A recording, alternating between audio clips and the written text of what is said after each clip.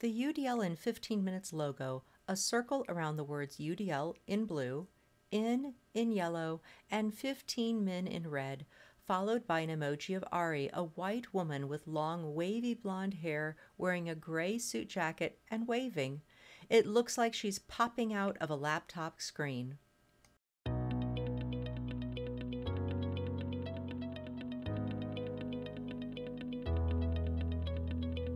Hello and welcome to UDL in 15 Minutes, where educators discuss their experiences with UDL. I'm Louie Lord Nelson, UDL author and leader. Today I'm talking with Arie Werder, the Educational Tech District Consultant Teacher from Burlington Edison School District. Arie is going to talk about how UDL is home for her. Welcome, Arie. Oh, thank you so much. I'm so glad to be here, and I'm just really excited to have the opportunity to talk with you.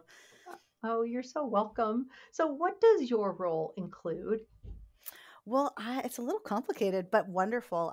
My current role is I'm the educational technology consultant teacher in our district, and I get to work with Tracy Dabbs, the coordinator of technology here, as well as our teaching and learning team. And my role includes the opportunity to help provide professional development for teachers, where they are able to leave their classroom and come and get tech-related support, thinking about how do we move beyond our tools as just a textbook, but how do we use them in kind of exciting new ways and ways for production. Then I get to go into the classroom and work directly with those teachers and with students in their classroom. So I spend about 50% of my time in classrooms in our K-8 system is where I spend most of my time.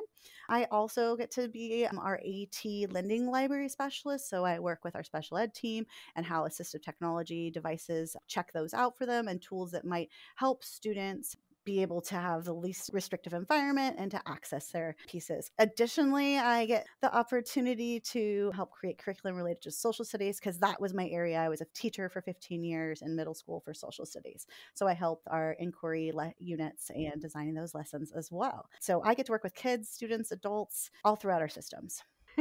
You're not busy at all.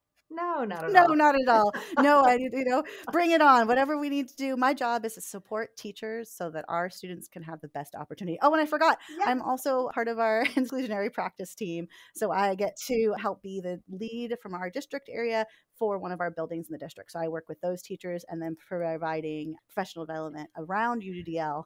Of course, how could I forget that? Around UDL at the building level, supporting that as well. I am so appreciative of the fact that you have the hat of the ed tech and AT together. So often those are separated in schools, and it just leads to further silos. And the fact that that's together is just lovely. That's a huge piece, and I really appreciate that about our district. And in this case, Tracy Dabbs's vision with that too. So we are fortunate that we have the ET together, we have our teaching, learning together, and our technology. So that when we're looking at curriculum, we are looking at it where we can really fit in that UDL piece too, right? When we're looking at what does our classroom, what are our learning environments, how do we remove barriers? And if we are siloed, we miss out on so much. It might seem more efficient, but in the end, it does not serve our students or our teachers as well. A cover slide with Make Learning Accessible to All. Did someone say UDL? Providing learners access and options to express their knowledge in varied and meaningful ways, with Arie's emoji. Yeah.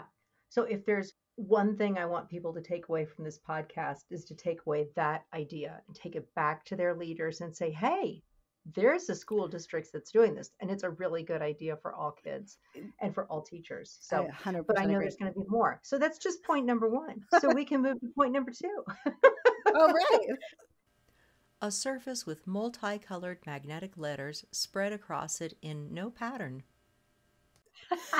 So I'm just wildly appreciative of you because you're going to share your own story. It's your own personal story, and that's brilliant and brave. And I'd love for you to tell your journey about you as a young learner. Well, thank you. I appreciate that intro. It's taken me, I'm 47, and it's taken me a long time to really be even able to articulate any of it. This kind of is a big step for me, as I think it is for anyone who has had different trials and tribulations in the process. So I am dyslexic, I have dysgraphia, and I also struggle with attention deficit disorder, right? Like I have a lot of energy. And I think and I speak in circles that all come back around and connect, but it is not in the typical linear way that our education system valued. I'll put the ED at the end. Hopefully that's shifting, has valued in the past. And so I had a really interesting experience getting to where I am in education and being an educator. I think that unfortunately, maybe my story is true to some, and also for other reasons, not. Some students maybe have not have had as much success as I have at this point. I started out as a kid loving school. I had the opportunity to be involved in Montessori, really kind of maybe my first introduction to what I think UDL offers in some ways too, which is you have a goal, you pick a center. In that center, every single thing is going towards that math learning skill. But as a learner, you can try to get there in different ways, right? So I had this foundation in a very hands-on, tactile way where I was able to express what I knew and to learn and grow, and that fit me well. I changed states and schools, and I found myself struggling with reading and writing in a traditional way. Tiny individual blocks with the letters I, E, P set on a surface with multiple colors. And unfortunately, this is a lot of how our system works, which is triage based, right? Guess what year it was? Third grade. Third and fourth grade is where we start to look at, oh, you are not meeting standard. You're not where you need to be. Now we're going to acknowledge that we can test you or do this. And at the time, I was the 80s. And if you needed to be tested, my family recognized my mom. My grandmother tried to support me with, okay, we know you're smart. We see there's a barrier. How do we do that? At the time period, your only option was really to look for outside testing. So you had to have the dollars and money in order to go through the process to be identified. My grandmother said, you're just as smart as the other grandkids, and helped my mom out with getting that original piece of the testing going for me. That was a big piece. And I was in the experience of, went from loving school to feeling like a failure. And I remember this is when I first got the spelling test, that dread within me where I was getting it all wrong, and you passed it the kid behind you, and all the other students saw how horrible your grade was, and it came back to you. I remember very vividly taking my spelling notebook and hiding it underneath my bed and then lying about it. It was the first lying I'd ever really done, which was, I don't know what happened to it, because I was embarrassed and I didn't want to turn it in. And school became somewhere very different for me. It became unsafe because I didn't really believe in myself. And I was embarrassed. And I think that happens to a lot of our students. A profile of a drawing of a child's head with gears inside of it and images that represent different subjects floating around that profile in multicolored circles. Luckily for me, my story didn't end there. I had support from my dad, and I was able to get into a school that was designed, every student was on an IEP. It was for students that were twice exceptional in one way or another. And that was this blossoming opportunity again, right? So all of a sudden I went to this environment in which every kid had an IEP, you knew what your goals were. They're like, our goal is for you to leave this and go into another school, right? Kind of a new way to look at that. That started shaping my idea of being able to be an expert learner, to advocate for myself, to start believing I can do these things and I know what I'm good at. I know where I can get help. And that started shifting things for me. Fast forward a few more years, I moved into another system and back into more traditional school setting, fabulous special ed teachers. The school district was known for supporting IEPs and special ed and really well.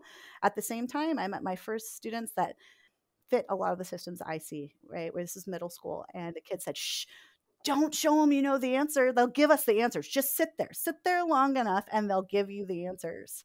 And it was true. We'd get pulled out for our testing or pulled out for environment. And if you just sat there long enough, someone would feed you the answers and then you would get the points. And that was my first experience into that. And I don't blame the students either. I think that they learned a skill because they didn't have that other little piece that I'd had that was a support in the same way. They figured out how to game their system. But that was hard because it was a pullout system, right? So I'd gone from an inclusionary place where I was part of a classroom and we all had different goals. We were working together. And then I went back into a system where I was excluded. And I, as a middle schooler, felt like my friend network and all of that was so small because it was only the same 6 kids I was always being pulled with. I didn't have the exposure to the other 200 kids that were at my grade level. I also got stuck in that wheel of, I'm going to give you a math workbook, and until you can prove you can do this without mistakes, you don't get to move on to the next concept. So I actually ended up finding myself getting behind grade level because I was stuck in this wheel of showing competency. Even though I understood the concepts, I was still moving digits in the wrong places and things like that. So an Apple II computer from the 1980s. That was kind of the first piece. And then I got into high school and I said, I'm not going in that room anymore. So then, and I had support from my family that said, all right, well, she's not going to get pulled out anymore, which was really difficult, right? When we have IEPs, we often say you have to have this many minutes and then, therefore that's how you're served. And so it was a battle for me to basically go full inclusion. I know my teachers were making accommodations for me, but I wasn't working with the special ed department or being pulled out anymore because I felt that I wasn't able to make the connections with my peers, and I wasn't really happy with that. So I don't know that everyone and every student has that family support or school systems that allow for that. So I think that that was a little different.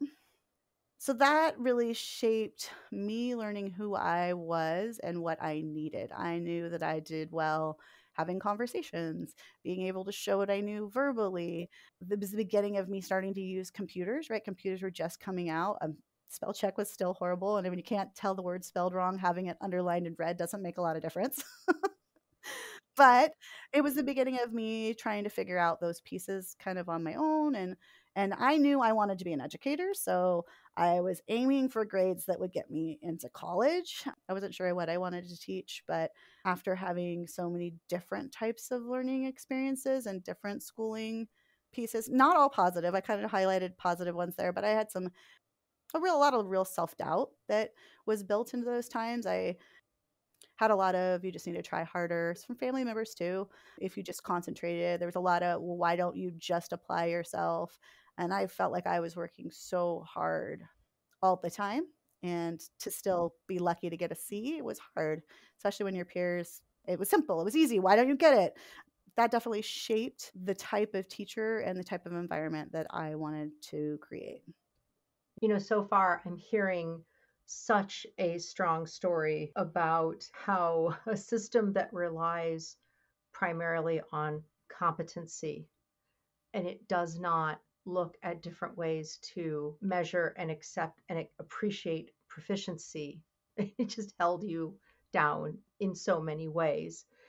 And of course, there's so much more to say. But what I'd like to do as we move toward the end of this first episode, because you're so gracious, you're going to come back for two, is maybe you'll talk about your college experience. Because I know in the next episode, you're going to talk more about being in teacher education and then becoming a teacher. So I'd love for you to share the college experience. The home page of Pacific University with flowering cherry trees in front of a stone building. So I think that was a difficult one. So as a high schooler, I knew I wanted to get into college. Example would be I had to take geometry twice, right? And I did everything I could to get that C minus because I had to have at least that to be able to apply for college. Then I also knew that I was going to need to go to a school that was not a large school. I knew that if I was going to be successful and I wanted to be an educator, I needed to be in a place that would allow me to have conversations.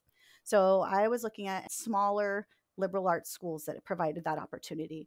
They're also really hard to get into, right? I knew when I saw a large school that had 200 kids in a class that was a textbook, that is not where I was going to shine. I was going to shine in my relationships, being able to collaborate, being in teams, talking with people. So as I started looking at schools, I had people say, don't get your hopes up.